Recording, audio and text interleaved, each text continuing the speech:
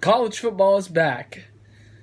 And, well, technically this weekend, but the big games with big teams are in like 2 weeks. So that means the Big 12 preview is happening this weekend. Yeah, you guys got all pumped up. Not really, because you probably read the title of this video and you're watching for that. But my Big 12 preview will be coming this upcoming weekend, and I will talk about teams. It'll be a little bit of a longer video. I'll talk about teams, how they look, and then I'll compare them to other teams in other conferences and compare the conference to other conferences. That's what I meant to say. But yeah, it'll be interesting to see. I think the Big 12 is going to be a mess this year. I don't know what to expect out of it, so it's really hard to say. But I'll give my best take on it. But some big news came out today.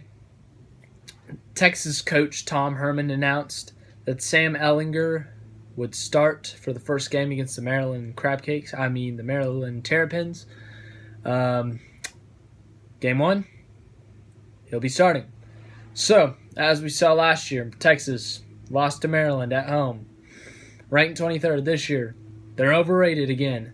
23rd. Hopefully they don't lose at Maryland this time.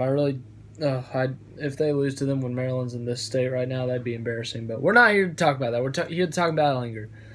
So last year, Ehlinger, he had his ups and downs like any other freshman would, but it was a really rough year on certain parts, and then he had some plays that were so dumb, like the Oklahoma State interception. Then you had incredible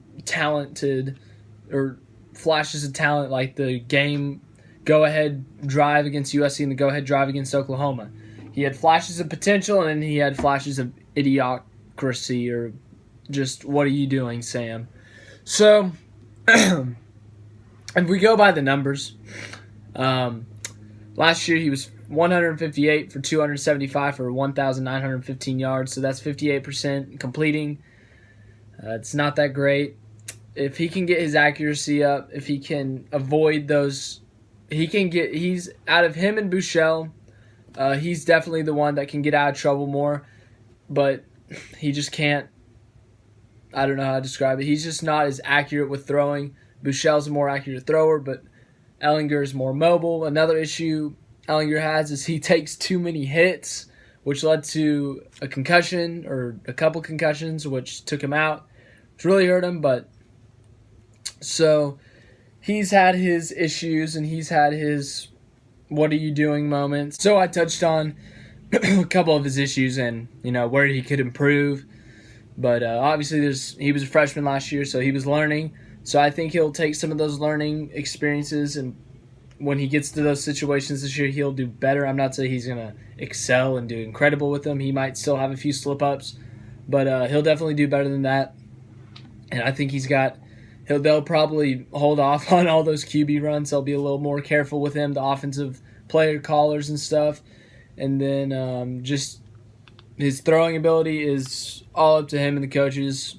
Whatever they worked out this offseason, I'm just hoping he improved his accuracy and he's able to get the ball to the players easier without getting picked off or making it look like he's getting picked off. So he just needs more sharp passes, as they would say, and I don't know where they would say that. I don't know. But, okay, so we're just going to go through some upsides now. Talked about his downsides, here's some upsides. So the games that he did play, San Jose State, of course they won that game, 56-0, 15 for 27, 222 yards, and a touchdown. Not bad. No comments on that game because San Jose State's not great. And now we get into the more challenging action. He played in games at USC, home against Kansas State, Oklahoma at a neutral site, home against Oklahoma State. He played a little bit in Kansas. He didn't play that much. At West Virginia and home against Texas Tech, and then he played he split in the bowl game. So the teams that he lost to, those aren't bad losses. And it's not like they got blown out. They lost at USC in double overtimes with a true freshman in his second ever start leading them as a quarterback. That's pretty impressive. 2 touchdowns, 2 interceptions. Obviously, that's not great. but he had a fumble late in the second overtime, which kind of ruined their chances. But still, I mean, he still was able to lead that team when the offense was not doing great all night. He was able to lead that team and take them 90 yards down the field or something and score a touchdown to go ahead. That's pretty incredible for a true freshman in his second career start, you got to admit. So, I mean, he's had that flash of potential. And in K-State, he was able to show 30 for 50, 380 yards, 107 rushing yards. I mean, not bad. So, and his interception in that game was the first play of the game on a long ball. Like, they threw up a super long pass and it was intercepted. So, I mean, he's had his flashes of potential even against Oklahoma. I mean, I could go down this list. I probably will, honestly. Oklahoma. It's him, the starting quarterback for Texas, a true freshman, and is only his fourth career start against the Heisman winner, Baker Mayfield, who's a senior. That's a pretty difficult matchup, even if the defense was pretty good for Oklahoma. They had all Big 12 players, and it's still difficult to score on the team. They had a terrible first half. They only scored 7 points. They only scored 7 in the last, 10 points, and it was in the last, 5 minutes of the second quarter. So they had their struggles, but they were able to rebound. They were able to come out and score. Ehlinger was able to run some. He had 110 rushing yards. He even threw for, it says 278 here. He had 1 touchdown. He didn't have any interceptions, which was good. But that's when the head injury was likely, because he got pretty slammed pretty hard. But, he had a really good game, I'd say. So, yeah, the Oklahoma State game, it was meh. He did good at kind of leading the team and all, but whatever you want to say for that. But he just didn't have a great game. 22 for 36, 241 yards, interception, and then his rushing was terrible. But he had a rushing touchdown, so that's not bad, I guess. They ended up losing that game. That was one of his what are you doing moments. Just was like, nah. And then it was like, interception for Oklahoma State. They win. That was in overtime. So, yeah. Texas Tech game, that was an ugly game. That was such a bad game.